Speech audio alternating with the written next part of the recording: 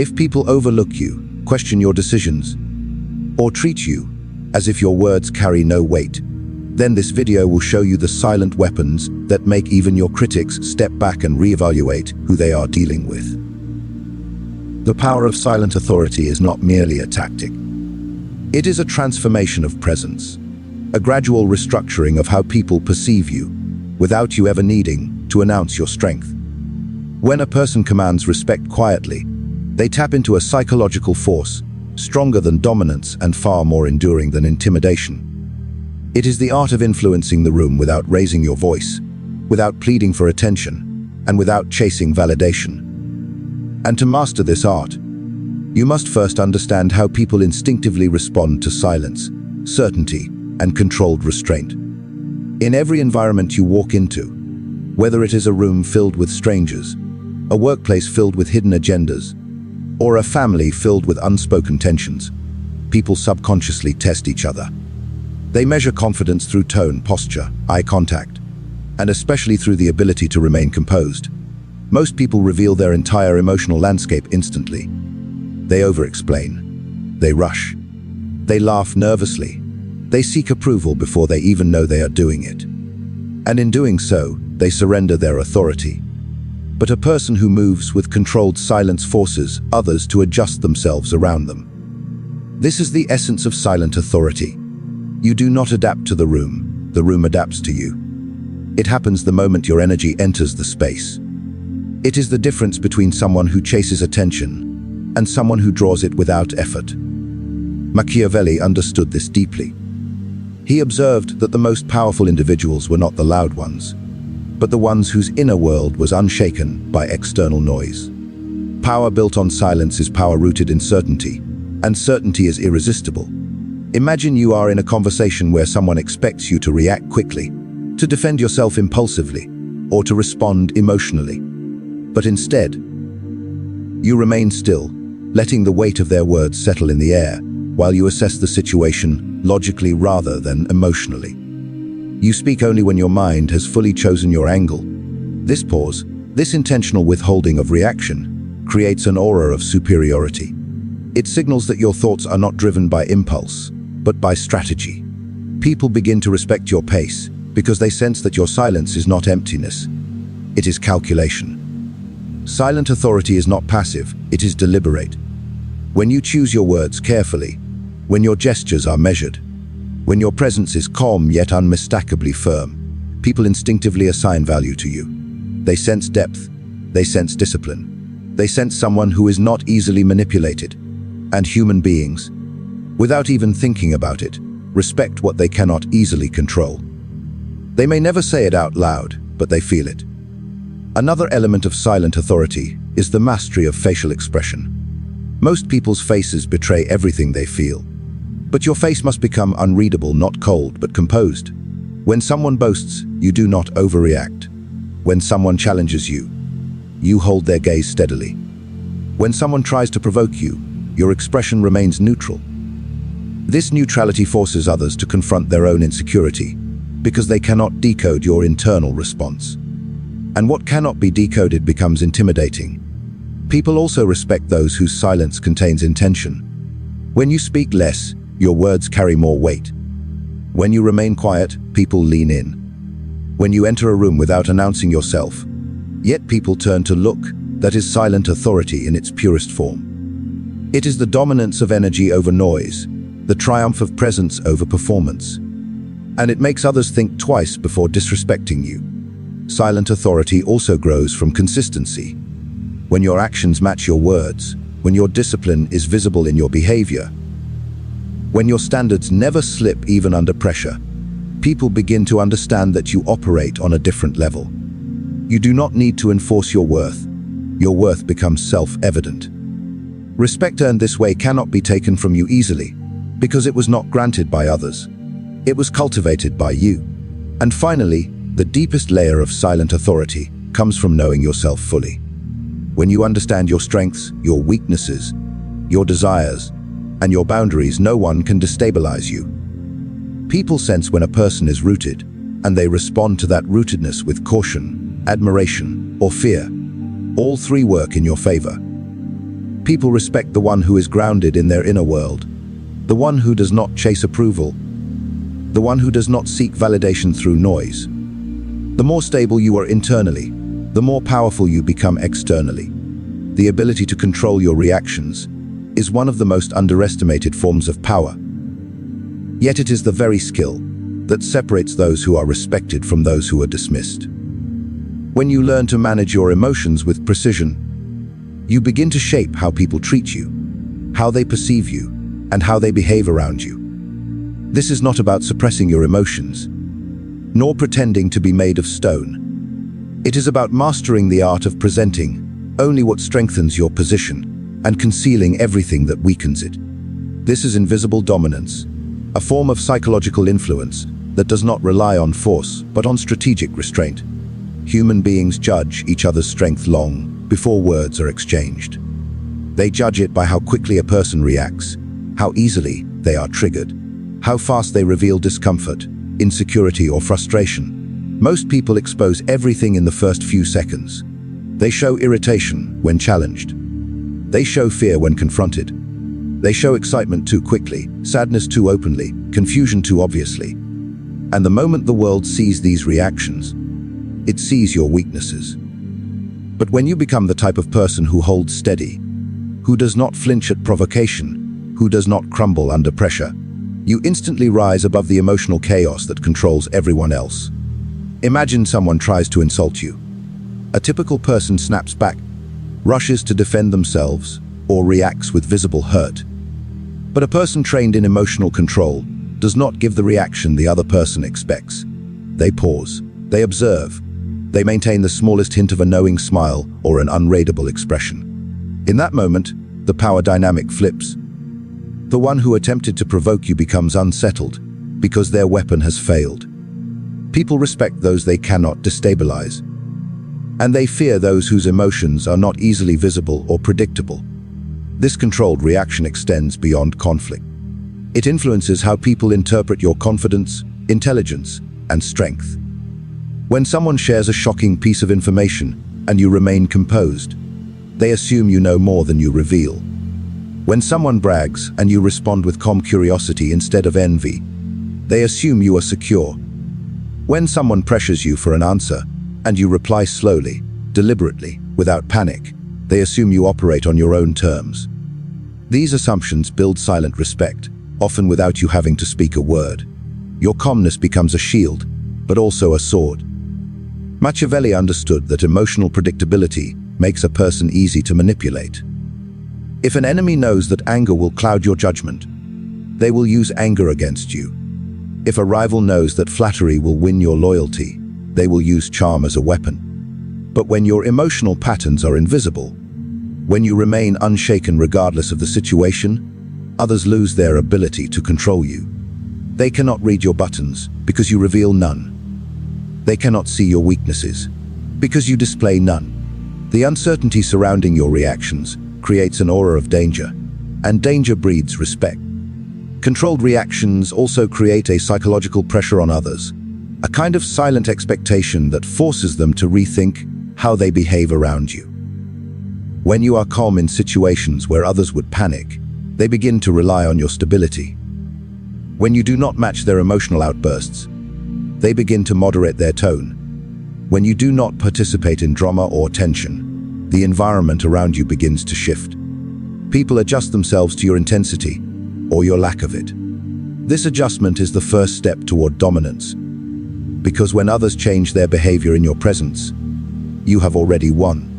Another aspect of invisible dominance is choosing when to display emotion strategically. Emotion is not your enemy, uncontrolled emotion is. There are moments when showing slight disappointment can command more respect than anger. Moments where a calm, quiet tone can be more intimidating than shouting. Moments where a slow, steady breath can unsettle a room more effectively than a furious confrontation. The key is to make every display of emotion intentional, never reactive. Your emotions must serve your strategy, not sabotage it. When people cannot shake you, they elevate you. They begin to see you as someone who operates on a higher psychological plane. Someone whose strength is not loud but undeniable. The person who controls their reactions commands the respect of those who cannot control theirs. In every conversation, argument, negotiation, or unexpected situation, emotional control becomes your greatest advantage. It is the invisible force that makes others step carefully, speak respectfully, and think twice before underestimating you. There is a certain kind of power that does not need to roar to be recognized, a force that quietly shapes how people treat you long before you ever have to defend yourself. This power comes from boundaries, subtle, invisible lines that others learn to respect, not because you announced them, but because they encountered them. Most people misunderstand boundaries. They assume boundaries must be yelled, demanded, posted, or repeated endlessly. But true authority is not built on dramatic declarations. It is built on unmistakable standards that are communicated through your behavior, your tone, your reactions, and your consistency. When your boundaries are real, people feel them without needing to hear them. The problem many people face is not that they lack boundaries, but that they communicate them weakly. They over-explain. They apologize for them. They break their own rules to avoid discomfort. And once people see that your boundaries can be bent with pressure, they stop respecting them altogether. But a person who enforces boundaries calmly and instantly, without anger, without hesitation, without theatrics, creates a different kind of presence, one that others instinctively adjust to. Machiavelli observed that power is most effective when it is subtle yet undeniable, and that principle applies perfectly here. Your boundaries must exist like an invisible fortress, silent, strong, and unbreachable.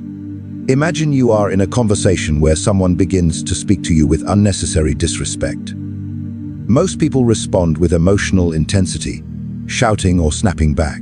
But a person with strong, quiet boundaries simply changes the tone of the entire moment. You look at them calmly, and with a low, steady voice, you make it clear that such behavior will not be tolerated. You do not plead. You do not raise your voice. You do not justify. Your tone alone becomes the boundary. And in that instant, the person realizes they crossed a line they did not know existed. This is the essence of commanding obedience. Without force, your reaction is controlled, but your message is unmistakable. Boundaries enforced with anger create temporary compliance. Boundaries enforced with composure create long-term respect. When someone pushes against you, and you correct them gently but firmly, you show that you are not driven by emotion, but by principle. And people trust principle more than they trust temper. They cannot argue with it. They cannot intimidate it. They cannot manipulate it. They can only adjust themselves to it. Your calmness becomes a mirror that reflects their own behavior back at them, exposing the disrespect without you needing to point it out directly. Another layer of quiet boundaries is the way you treat your own time and energy. When you give your time too easily, people assume it has little value. When you respond to every message instantly, people assume you are always waiting for them. When you stretch yourself thin to please others, they learn that you can be taken for granted. But when you protect your time, when you choose carefully who you engage with, when you are selective with your availability, your very presence becomes a boundary. People learn that access to you is not guaranteed, and scarcity always increases value. This does not mean you must be distant or cold. It means you must be deliberate. You do not cancel your priorities for those who treat their own priorities casually. You do not keep giving chances to those who waste them. You do not allow people to speak to you in ways that diminish your dignity, even subtly. Machiavelli believed that dignity was one of the most critical elements of leadership, and your boundaries are the armor that protects it. When people see that you value yourself, they begin to value you as well. When they see that you protect your inner peace, they hesitate before disturbing it. Another crucial part of subtle boundaries is the willingness to walk away. Nothing commands respect more quietly than the person who knows when to exit a conversation, a friendship, a negotiation, or a situation that no longer aligns with their standards. Walking away does not require anger or explanation. It requires clarity. And clarity is one of the most powerful signals you can send. When you walk away from disrespect, others feel the weight of your absence. They feel the shift in power. They realize that you do not beg for space in their world. You choose where you place your presence. People respect what they risk losing. They respect what does not chase them. They respect what does not fold under pressure. And they respect what stands firm even when they test it. Your boundaries are not for others to approve. They are for others to experience. And when they do, they will understand exactly who they are dealing with, without you having to say a single dramatic word. There is a certain brilliance in being present, just enough to be remembered, yet absent enough to be desired. This is the essence of selective presence, a psychological strategy used by the most influential leaders throughout history. When you master when to appear, when to withdraw, when to speak, and when to remain silent, you begin shaping the emotional rhythm of everyone around you. People notice you. They wait for you. They pay more attention to you, not because you demand it, but because your presence is never overused. It becomes valuable simply because it is rare. Most people believe that respect grows from constant availability, constant communication, constant involvement. They think being everywhere is the way to stay relevant. But in reality, the more present you are, the more people begin to take you for granted. Familiarity dilutes power. When people know they can reach you anytime, they stop valuing your attention. When you show up to every conversation, every argument, every problem, they stop appreciating your help. And when you speak too often, your words begin to lose their weight. Machiavelli understood the power of unpredictability. He observed that those who were always accessible were treated as common, while those who controlled their presence created an aura of superiority. If people cannot predict you, they cannot prepare for you. If they cannot prepare for you, they must respect you. Selective presence is not about isolation. It is about strategic positioning. It is about entering a room with purpose, leaving with intention, and allowing your absence to echo louder than another person's constant noise. Think about the individuals who stay silent in a meeting until the perfect moment. When they finally speak, everyone listens. Not because they shouted, but because they waited. Because they used their presence with discipline. Imagine being the person who does not text immediately, who does not respond to every request instantly, who moves on their own timing. People begin to feel the shift. They start wondering what you're thinking, what you're doing, why you took your time. Your delay becomes a message. Your silence becomes a statement. Your timing becomes a form of control. Selective presence also influences how others behave around you. When you are unpredictable in a calculated way, people remain alert. They adjust their tone. They choose their words more carefully. They prepare more thoroughly. They second-guess their approach because they do not want to waste the opportunity when you finally appear. You transform from a common presence to a consequential presence. Your appearance becomes an event.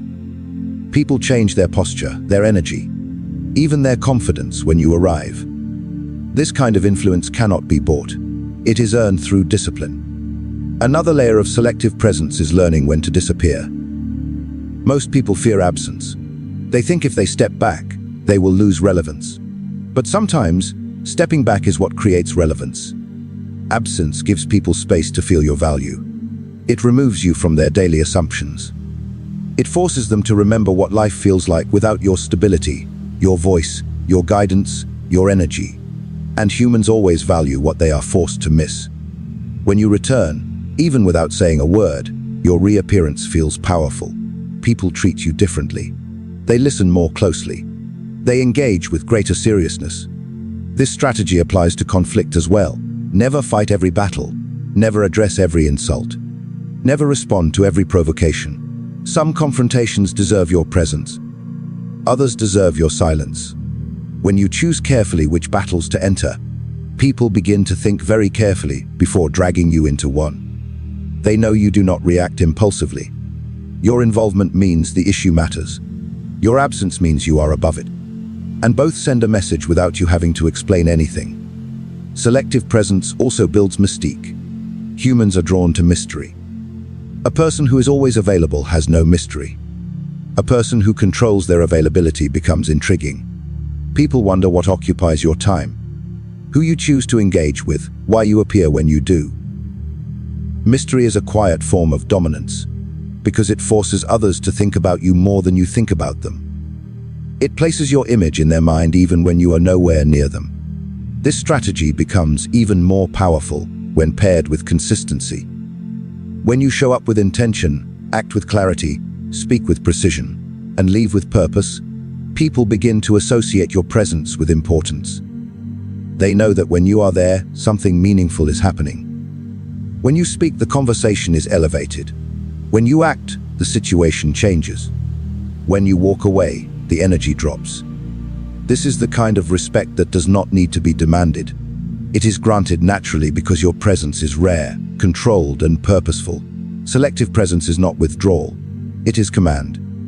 It is choosing to be the person who does not scatter their attention across the trivial, but instead reserves their energy for what matters. And when you reserve your energy, people reserve their disrespect. They choose their approach carefully. They hesitate before wasting your time. They measure themselves against your silence. And in that hesitation, in that carefulness, in that awareness, respect is born. In the end, respect is not something you chase.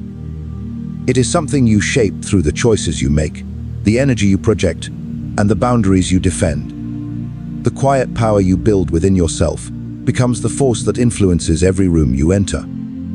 People respond to the authority you do not flaunt, the composure you maintain under pressure, the discipline in your silence, and the confidence in your presence. When you master the art of controlling your reactions, when your boundaries are steady and unmistakable, when your presence is intentional rather than constant, you evolve from someone seeking validation to someone others instinctively calibrate themselves to. This journey is not about becoming cold or distant. It is about becoming deliberate. It is about understanding that loudness does not equal strength, that chaos does not create respect, and that true dominance is born in the unseen choices. The pauses you take, the battles you avoid, the emotions you manage, and the standards you uphold. You are crafting a reputation brick by brick, moment by moment, through small acts of self-control and unwavering clarity. And as that reputation grows, people begin to look at you differently. They speak to you differently.